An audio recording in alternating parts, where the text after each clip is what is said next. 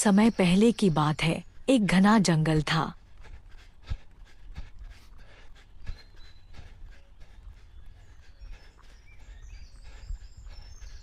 इस जंगल में एक बूढ़ा और चालाक सियार रहता था।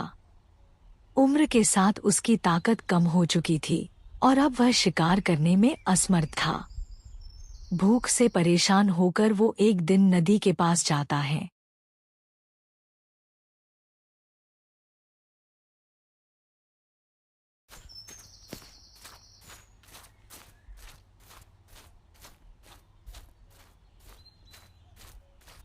और नदी में खाने के लिए उतर जाता है। सियार को नदी में एक सुनहरा अंडा मिलता है, जिसे देख सियार मन में सोचता है, लगता है अब इस अंडे को ही खाकर भूख मिटानी पड़ेगी। और सियार उस अंडे को निगल लेता है। अंडा निगलने के बाद फिर से जंगल में शिकार के लिए निकल जाता है।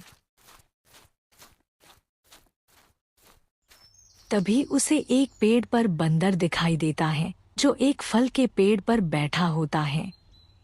जिसे देख सियार कहता है, अरे बंदर भाई, मुझे भी कुछ फल खाने को दे देते। सियार जब ये बात बोलता है तो उसकी आवाज बंदर के हूबहू निकलती है। तुम्हें फल भी खाने हैं और मेरी नज़ल भी करते हो। जाओ, नहीं देता तुम्हें कोई भी फल। जल्दी यहाँ से भाग जाओ, नहीं तो तुम्हारी पूंछ पकड़ घुमाकर फेंक दूंगा। क्योंकि तुम अब काफी बूढ़े लग रहे हो और मुझे नहीं लगता तुम मेरा सामना कर पाओगे। बंदर की बात सुनकर सियार वहां से दुम दबाकर भाग आता है और थोड़ी दूर पर रुककर विचार करता है, अरे ये मेरी आवाज को क्या हो गया है। बंदर के सामने मैं बंदर के जैसे बोलने लगा था। तभी पास के पेड़ पर एक कौआ आकर बैठता है। सियार सोचता है, चलो इस कौवे से बात करके चेक करता हूँ। सियार जैसे ही बोलने के लिए अपना मुंह खोलता है, उसके मुंह से काव काव की आवाज आती है। कौआ उसकी आवाज सुन सोचता है कि ये सियार उसे चिढ़ा रहा है और उसे चोंच से मारकर वहां से उड़ जाता है। तब सियार ने एक खतरनाक चालाकी भरी योजना बनाई। अब इस बूढ़े शरीर से शिकार नहीं होगा, लेकिन अगर दिमाग से काम लूं तो जंगल में आराम से खा पी सकता हूं। इसके लिए मुझे जंगल के सबसे शक्तिशाली जानवर को अपने वश में करना होगा और बेवकूफ बनाना होगा। अगली सुबह सियार सीधा शेर की गुफा में पहुंचा।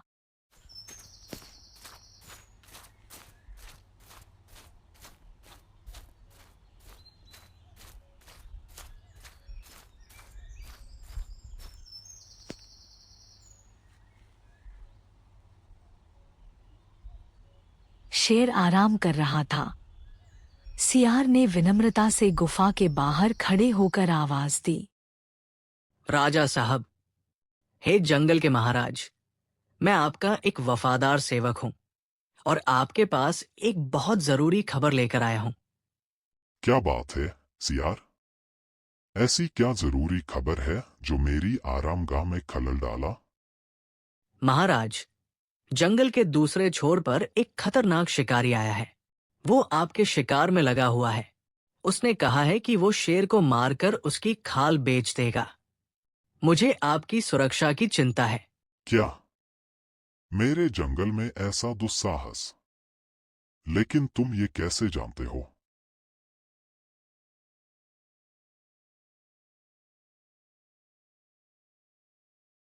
महाराज, मैं रात भर उस शिकारी पर नजर रखता रहा। उसने अपनी योजना के बारे में बात की। वो आज ही यहाँ आने वाला है। मुझे लगता है आपको कुछ दिनों के लिए जंगल से दूर चले जाना चाहिए। मैं आपकी गुफा में बैठ जाऊंगा। मैं बूढ़ा हूं। अगर वो मुझे पकड़ भी लेगा तो कोई फर्क नहीं पड़ेगा, लेकिन आपकी जान कीमती है। शेर ने सियार की बातों पर विश्वास कर लिया और गुफा छोड़कर जंगल के दूसरे हिस्से में चला गया।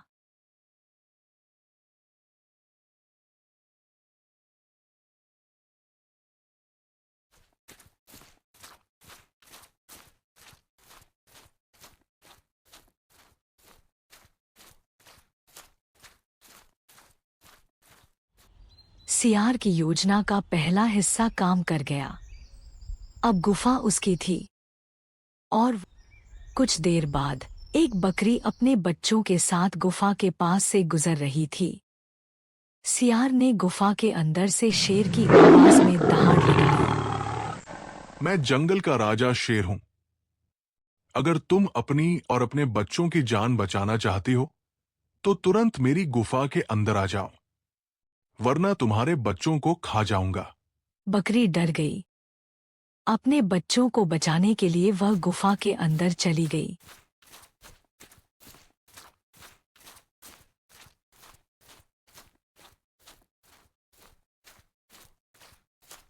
गुफा में सियार ने बकरी को मारकर खा लिया। इस तरह सियार ने अपनी चालाकी से पेट भर लिया।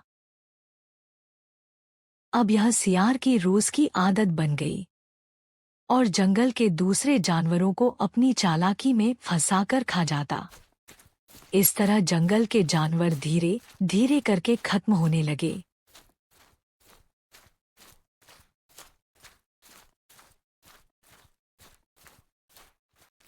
लेकिन एक दिन कुछ अलग हुआ। उस दिन गुफा के पास से एक खरगोश गुजर रहा था। सियार ने तुरंत शेर की आवाज में पुकारा। ओ छोटे खरगोश, मैं जंगल का राजा शेर हूं।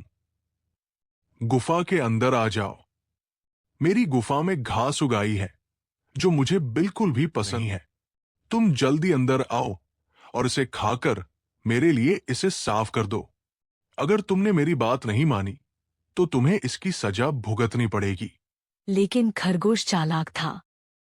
उसे सियार की हरकतों के बारे में पहले ही कौवे ने बता दिया था। वह मुस्कुराया और मन में एक योजना बनाई।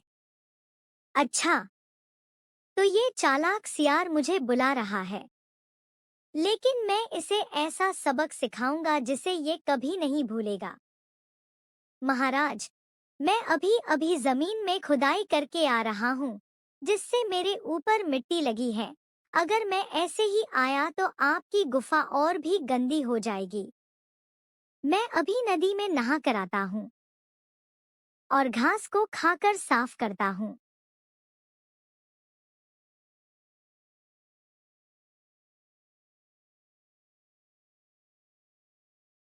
खरगोश ने अपने दोस्त कांटेदार चूहे शाही को ढूंढा। चूहे की पीठ पर तेज तेज कांटे लगे हुए थे। खरगोश ने चूहे को अपनी योजना बताई और चूहा तैयार हो गया। कुछ देर बाद चूहा गुफा में दाखिल हो गया। लेकिन जैसे ही उसने अपने दांत चूहे पर लगाए, उसके मुंह में तेज कांटे चुभ गए। ये क्या हुआ? ये कौन है? ये तो खरगोश नहीं है। सियार का मुंह लहूलुहान हो गया और दर्द से तड़पते हुए वह गुफा से बाहर भागा। सियार को समझ आ गया कि उसकी चालाकी का अंत हो चुका है। वह शर्मिंदा होकर जंगल छोड़कर भाग गया। शेर को भी सियार की सच्चाई पता चल गई और उसने अपनी गुफा वापस ले ली। शिक्षा: चालाकी और धोखे से दूसरों को फंसाने की कोशिश करने वाले लोग अंत में खुद फंस जाते हैं। पुरानी बात है, पहाड़ियों से घिरा हुआ एक घना जंगल था। उस जंगल में बानो नाम की एक बकरी अपने मेमने चीकू के साथ रहती थी। बानो बहुत ही रहमदिल बकरी थी। वो आते जाते हर जानवरों का सहायता करती थी।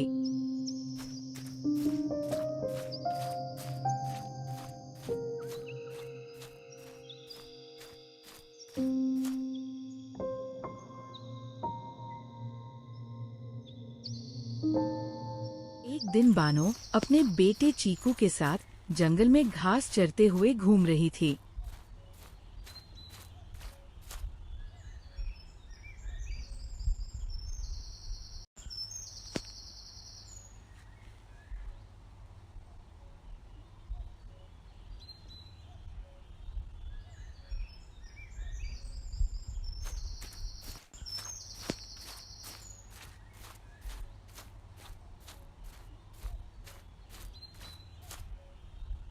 और पेट भरने के बाद एक जगह पर आराम करने लगी।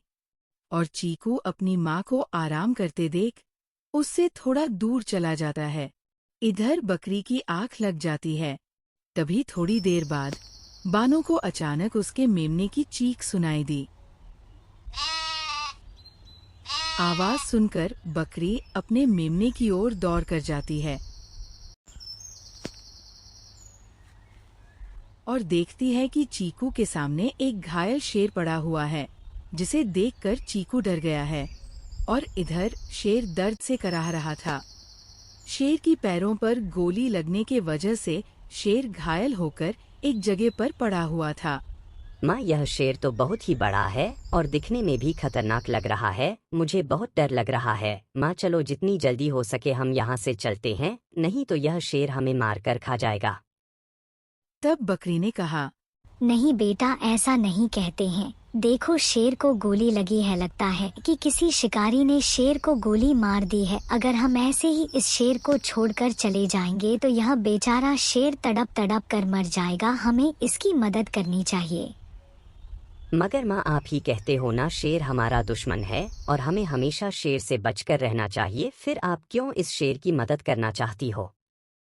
बेटा, मैं मानती हूँ कि शेर हमारा दुश्मन है, क्योंकि वो हमें मार कर खा जाता है। यह उसकी आदत है, हम जैसे जानवरों को मार कर खाना।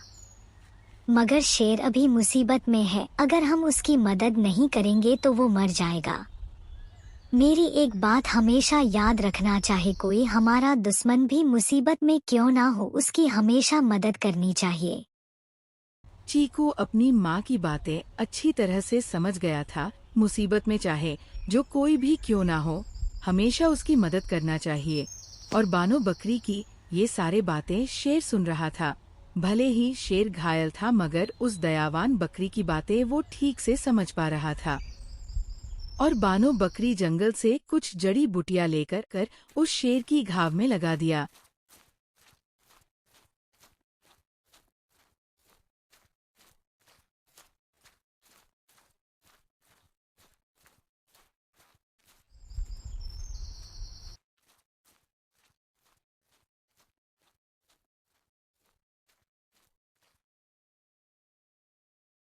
जिसके वजह से शेर का सारा दर्द कम हो गया। फिर बानो बकरी ने शेर को कहा कि महाराज, अब आपको डरने की कोई जरूरत नहीं है। मैंने आपके घाव पर जड़ी बूटियां लगा दी है। बस कुछ दिन आराम करने के बाद आप पहले की तरह ठीक हो जाओगे। बस छोटा सा घाव था, गोली छूकर निकल गई है। बस अपना ख्याल रखना, मैं चलती हूँ। ये कहकर बकरी अपने बेटे चीकू को लेकर वहां से चली जाती है।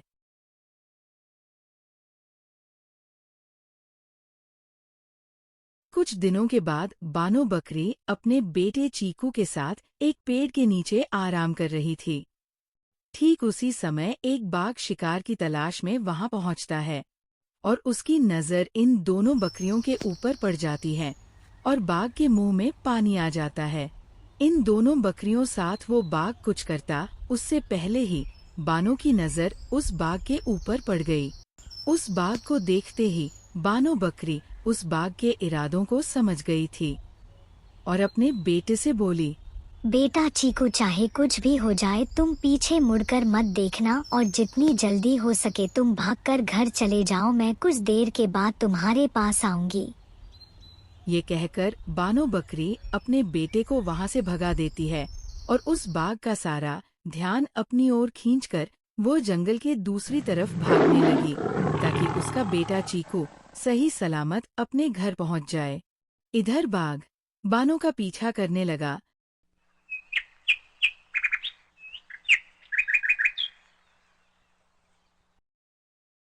उसे तो बस बकरी का शिकार करना था।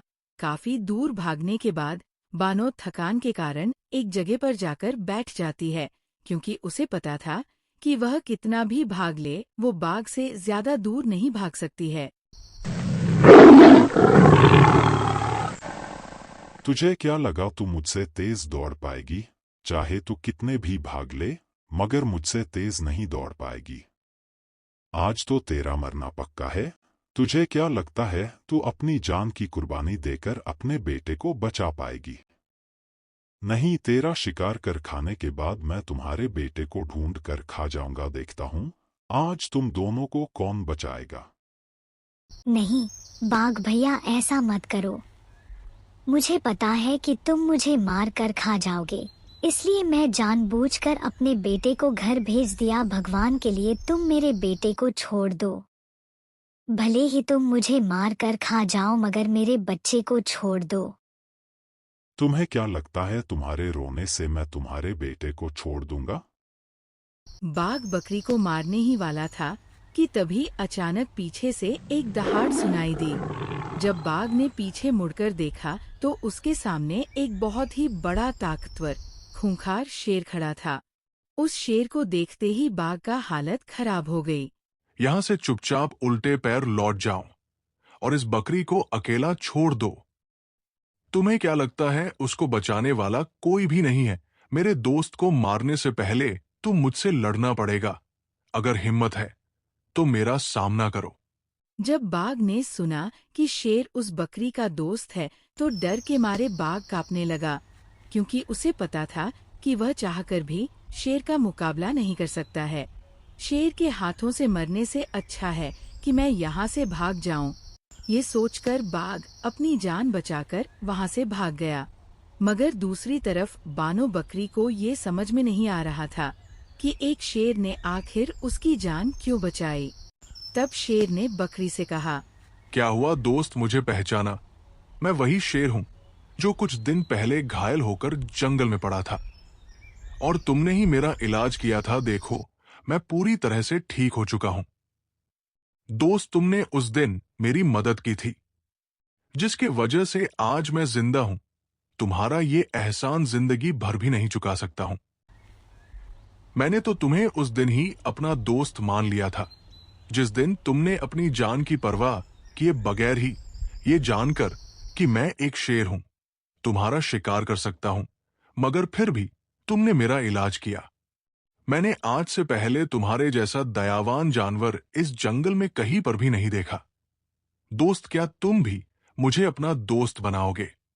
शेर की ये बातें सुनकर बानो बकरी बहुत खुश हो गई। उसे समझ में आ गया था कि बिना स्वार्थ के उसने शेर की मदद की थी, जिसके वजह से शेर ने आज उसकी जान बचाई।